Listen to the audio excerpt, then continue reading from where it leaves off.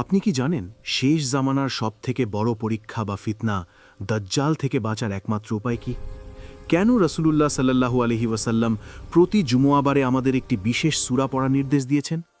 এটি কেবল একটি সূরা নয়, বরং 4টি রোমাঞ্চকর কাহিনী আর 4টি কঠিন পরীক্ষার হাত থেকে বাঁচার এক ঐশ্বরিক মানচিত্র। স্বাগতম, আল্লাহ কি বলেছেন চ্যানেলে। আজ আমরা শুরু করতে যাচ্ছি সূরা আল কাহাফের সেই রহস্যময় সফর। মক্কার কুরাইশরা যখন নবীজি সাল্লাল্লাহু আলাইহি ওয়াসাল্লামের নবুয়ত নিয়ে সন্দিহান ছিল, তখন তারা ইয়াহুদি পণ্ডিতদের পরামর্শে 3টি অত্যন্ত কঠিন প্রশ্ন নিয়ে নবীজির কাছে আসে। তারা জানতে চেয়েছিল গুহাবাসীদের রহস্য কি, জুলকারনাইন কে ছিলেন, আর রূহ বা আত্মা কি। এই প্রশ্নগুলোর উত্তর দিতেই আল্লাহ তাআলা নাজিল করলেন পবিত্র কুরআনের 18 নম্বর সূরা, সূরা আল কাহাফ। কিন্তু এর গুরুত্ব কেবল ওই সময়ের জন্য সীমাবদ্ধ নয়, এর প্রতিটি আয়াতে লুকিয়ে আছে কিয়ামতের আগে টিকে থাকার গোপন ফর্মুলা। এই সিরিজে আমরা সূরা কাহাফের 4টি বিস্ময়কর কাহিনীকে 5টি পর্বে ভাগ করে আলোচনা করব।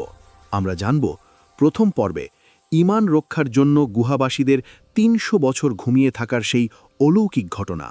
দ্বিতীয় পর্বে ধন সম্পদের অহংকারে লিপ্ত সেই বাগান মালিকের করুণ পরিণতি। তৃতীয় পর্বে মূসা আলাইহিসসালাম ও খিজির আলাইহিসসালামের সেই রোমাঞ্চকর সফর, যা আমাদের জীবনের অনেক না বোঝা রহস্যের জট খুলে দেবে। চতুর্থ পর্বে পৃথিবীর এক মহান ন্যায়পরায়ণ শাসক জুলকারনাইন এবং ইয়াজুজ মাজুজের সেই বিশাল প্রাচীরের কথা।